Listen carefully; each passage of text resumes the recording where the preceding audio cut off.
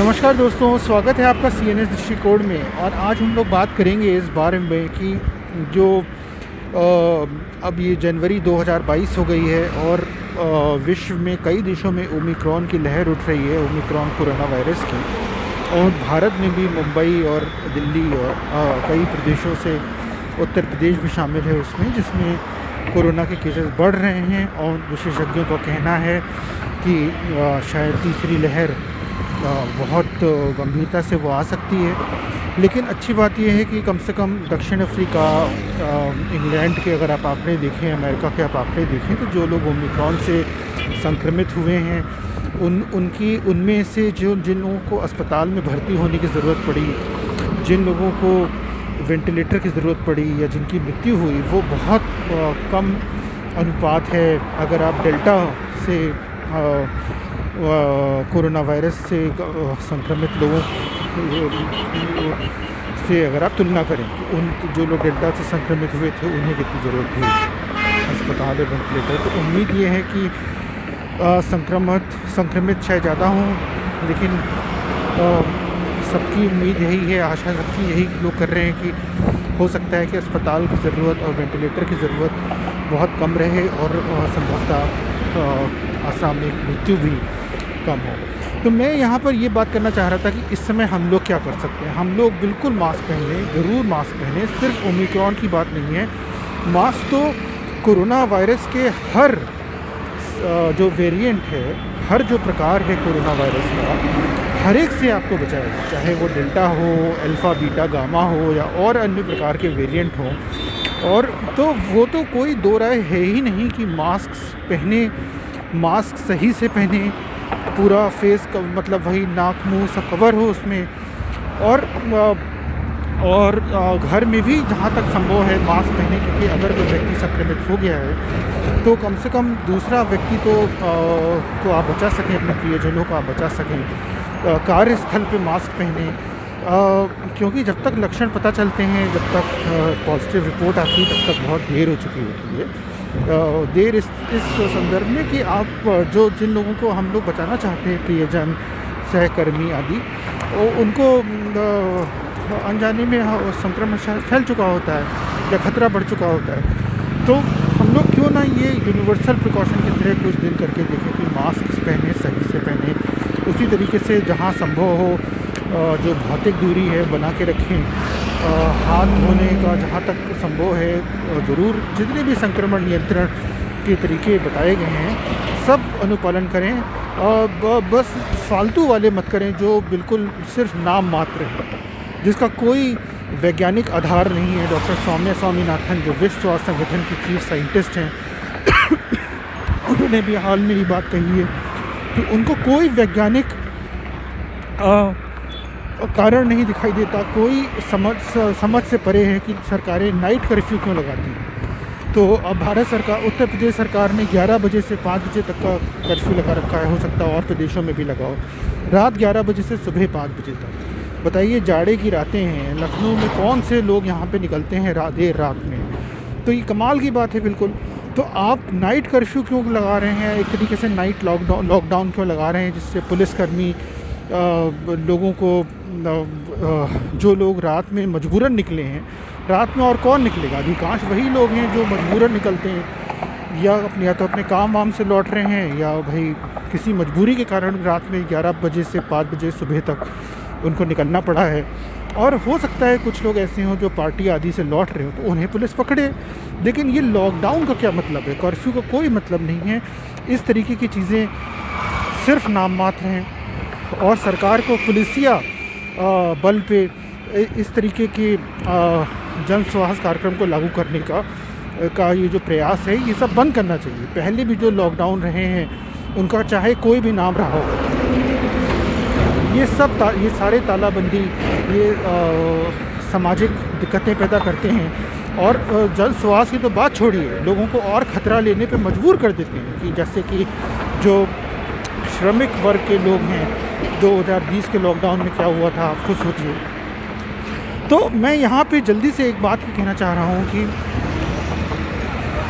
एक बहुत बड़ा काम जो सरकार नहीं कर रही है पूरी ताकत से, वह ये है कि जो जो बीमारियां कोरोना वायरस का ख़तरा बढ़ाती हैं, कोविड होने का ख़तरा बढ़ाती हैं, कोविड का के गंभीर परिणाम होने का ख़तरा बढ़ाती हैं और मृत्यु का भी ख़तरा बढ़ाती हैं, कोविड से मृत्यु होने का ख़तरा बढ़ाती हैं, वो सारी बीमारियां चिन्हित हैं। वो सारी बीमारियां चिन्हित हैं। भारत सरकार के स्वास्थ्य मंत्रालय, स्वास्थ्य एवं परिवार कल्याण मंत्रालय द्वारा भी चिन्हित हैं और बहुत टाइम से, और उनकी जो लिस्ट है अब ये वो सबको दे दी गई है। तो मेरा कहना ये है, और जैसे कि डायबिटीज़, कैंसर, तमाम प्रकार के हृदय रोग, स्ट्रोक, किडनी, गुर्दे की बीमारियां आदि आदि। तो भाई आप ये, तो क्या हम लोग इन बीमारियों का जो ख़तरा उत्पन्न होता है, क्या हम लोग उसको बढ़ा रहे हैं या कम कर रहे हैं? तो अगर आप ध्यान से देखेंगे तो चाहे 2020 का तालाबंदी रही हो उत्तर प्रदेश में या 2021 की तालाबंदी रही हो, आप पाएंगे कि जो चीज़ें खतरा बढ़ाती हैं इन लोगों का, वही चीज़ें हम लोगों ने सबसे पहले खोल दी। तो 2020-21 में आप देख लीजिए, तालाबंदी जब लगी तो सबसे पहले खुलने वाली दुकानों में शराब की दुकानें थी, जबकि प्रमाणित तौर पे ये बात सिद्ध है कि जितनी भी बीमारियां कोविड का ख़तरा बढ़ाती हैं, कोविड के गंभीर परिणाम का ख़तरा बढ़ाती हैं, मृत्यु का ख़तरा बढ़ाती हैं, वो सारी बीमारियां होने का और बीमारी और ख़राब होने का, मतलब स्थिति और विभत्स होने का और संगीन होने का, वो ख़तरा भी इस शराब के सेवन से, तंबाकू के सेवन से बढ़ता है। तो जो चीज़ें कोविड के गंभीर परिणाम होने का ख़तरा बढ़ाती हैं और जो चीज़ें कोविड से मृत्यु होने का ख़तरा बढ़ाती हैं, उन चीज़ों पे लगाम लगनी चाहिए या नहीं? सबसे पहले तो आप उनको नियंत्रित करिए, जिससे कि अगर गलती से किसी को कोविड हो जाए तो कम से कम उनको वो गंभीर परिणाम ना हो, मृत्यु होने का ख़तरा कम हो सके। क्योंकि अब ये 1-2 दिन का मामला नहीं है, ये सवा दो साल हो रहे हैं कोविड महामारी को, ये 2 साल से ऊपर हो चुका है। और अब बताइए, अब तो बहुत लंबा समय है। 2 साल तक अगर कोई शराब पिए, 2 साल तक अगर कोई तंबाकू का सेवन करे या 2 साल तक कोई स्वास्थ्यवर्धक काम करे, तो उसका तो नतीजा आपको थोड़ा बहुत तो मिलना शुरू हो जाएगा ना। ये 1 दिन का मामला नहीं है। 1 दिन के ना पीने से क्या होगा, यहाँ 2 साल की बात हो रही है, या और ज़्यादा लंबा समय की कोविड महामारी अभी ख़त्म नहीं है। दूसरा, सरकारों ने जो तालाबंदी करी और जो कोविड का तैयारी करती हैं वो कोविड आपदा से निपटने के लिए, उसमें स्वास्थ्य व्यवस्था चरमराती है और गैर कोविड बीमारियों की जो स्वास्थ्य सेवा है वो कहीं ना कहीं पीछे खसक जाती है, वो प्राथमिकता नहीं रहती और वो बुरी तरह से कुप्रभावित होती है। तो अब तो आंकड़े हैं कि कैंसर की सेवाएं, कैंसर की सर्जरी, फॉर एग्ज़ाम्पल जो लोग कोविड तालाबंदी के पहले जिनकी सर्जरी तय थी, उनकी सर्जरी के कितने महीने टली, ये सब आंकड़े आ चुके हैं। और हम लोग यहाँ पर ये CNS व्यू पॉइंट और दृष्टिकोण में हम लोग इसको ले भी चुके हैं, इस मुद्दे को, इस रिपोर्ट को। उसी तरीके से जो रूटीन इम्यूनाइजेशन है, ट्यूबरकुलोसिस की जो सेवाएं हैं, जैसे कि पश्चिमी उत्तर प्रदेश की समाचार था जो हम लोगों ने CNS व्यू पॉइंट ने पहले भी लिया है कि TB की लोगों से कहा गया अब आप दूसरी बीमारियों का ध्यान रखिए, क्योंकि उस समय वो वहाँ पे ज़्यादा प्रकोप था उसका, शायद डेंगू मलेरिया का मामला था। और उसी तरीके से कोविड की व्यवस्थाएं, जब कोविड की केसेस कम हुए तो वो और डेंगू मलेरिया और वायरल फीवर में लगाई गई, लखनऊ में शायद, बहुत महीने हो गए इस बात को। तो मेरा कहना है स्वास्थ्य व्यवस्था अभी भी जर्जर है। जो कैंसर, हृदय रोग और डायबिटीज़ आदि की जो जनरल जो आपकी और सुपर स्पेशलिटी वाली जो स्वास्थ्य व्यवस्था है, वो हम लोग की पहले से ही संतोषजनक नहीं है अधिकांश प्रदेशों में। और उसको कोविड के चलते जो लोग डायबिटीज़, हृदय रोग, कैंसर, पक्षाघात, किडनी की बीमारी, डायलिसिस आदि करवाते हैं और इस तरीके के जो और रोग हैं, तो जिनसे कोविड का ख़तरा बढ़ता है, वो उनके इलाज में हम लोग दिक्कतें ना पैदा करें। अगर हम उनकी इलाज, उनसे बचाव, प्रिवेंशन, अगर ये चीज़ें, उनके टीकाकरण आदि, ये सब चीज़ें अगर पीछे जाएंगी तो फिर कोविड, अगर मान लीजिए इस समुदाय को कोविड होता है तो और ख़तरा बढ़ेगा और गंभीर उनको अगर ख़तरा बढ़ेगा तो ये बात तो वैज्ञानिक रूप से सही है कि कोविड होने पर कोविड के गंभीर परिणाम होने का ख़तरा बढ़ेगा और मृत्यु होने का भी खतरा बढ़ेगा। तो कोविड नियंत्रण, जिस तरीके से कोविड सेवाएं ज़रूरी हैं, एसेंशियल हैं, उसी तरीके से कोविड जो गैर कोविड स्वास्थ्य सेवाएं हैं उसमें से भी आप देखेंगे तो अधिकांश सब ज़रूरी है। यहाँ कोई वज़न कम करने जैसा जो ज़रूरी चीज़ है वज़न कम होना चाहिए, या और जो स्वास्थ्य सेवाएं हैं वो उनको जो गैर ज़रूरी में तो नहीं आएंगी। तो यहाँ पर यहाँ पे सरकारें इस कोविड के दौरान ये बात ज़रूर सुनिश्चित करें कि कोविड की तैयारी के साथ साथ कि अस्पताल में शैय्या हो, ऑक्सीजन हो, वेंटिलेटर हो पर्याप्त, और जो भी अन्य प्रकार की जो स्वास्थ्य सेवा चाहिए कोविड से ग्रसित मरीजों को, चाहे वो ओमिक्रॉन हो, डेल्टा हो या कोई भी वेरिएंट हो, वो जो सरकारी अस्पतालों में सब उपलब्ध रहे। लेकिन गैर कोविड बीमारियों की भी सारी स्वास्थ्य सेवाएं और सरलता से और सहजता से वो उपलब्ध रहें और लोगों तक पहुँचें। क्योंकि अगर कोविड कम करना है तो उनको भी कम करना है। डायबिटीज़, कैंसर, हृदय रोग, ये बीमारियां कोविड के पहले भी महामारी के रूप में थी। दुनिया का सबसे घातक बीमारी हृदय रोग दुनिया में, भारत में सबसे ज़्यादा लोग अगर किसी चीज़ से मरते हैं तो वो हृदय रोग है। सबसे संक्रामक बीमारी जिससे लोग मरते हैं, उससे बचाव मुमकिन है, वो है ट्यूबरकुलोसिस, तपेदिक, टीबी। अब आप बताइए पूरी दुनिया में ऐसी बीमारी से लोग सबसे ज़्यादा मरते हैं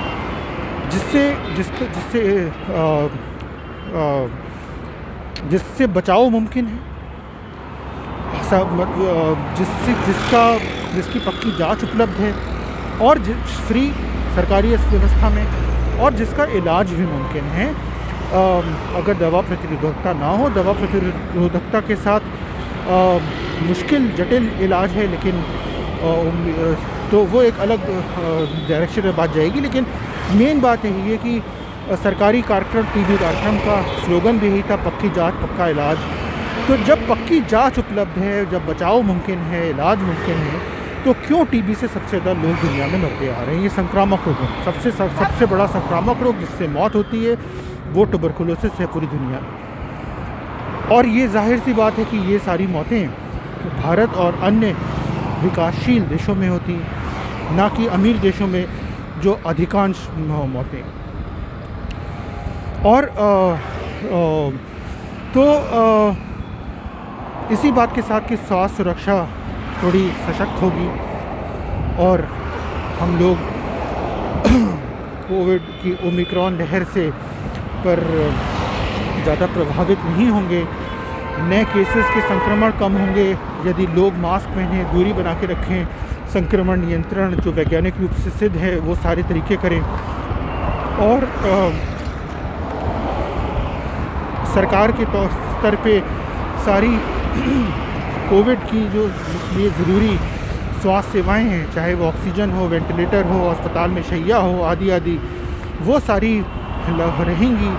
और फालतू वाले जो नाम मात्र टाइप के जो कदम हैं, जैसे कि रात में तालाबंदी या कर्फ्यू, इस तरीके के बेमतलब के चीज़ों पे सरकार ध्यान और ऊर्जा और व्यर्थ नहीं करेगी। और कोविड की स्वास्थ्य सेवा के साथ साथ गैर कोविड रोगों का, ख़ास तौर से वो रोग जिनसे कोविड होने का, कोविड के गंभीर परिणाम होने का और कोविड से मृत्यु होने का खतरा बहुत बढ़ जाता है, ऐसे लोगों की स्वास्थ्य सेवाएं और सहज और सरल और उपलब्ध करवाएगी कि कोई भी ज़रूरतमंद इन सेवाओं के दायरे से बाहर ना रहे। इसी बात के साथ मैं आज का CNS दृष्टिकोण यहीं पर ख़त्म करता हूँ और कल हम लोग फिर आपके साथ रूबरू होंगे शाम 5 बजे किसी अन्य बात के साथ जिसने हमें सोचने पर विवश किया। तो इसी बात के साथ बाय बाय।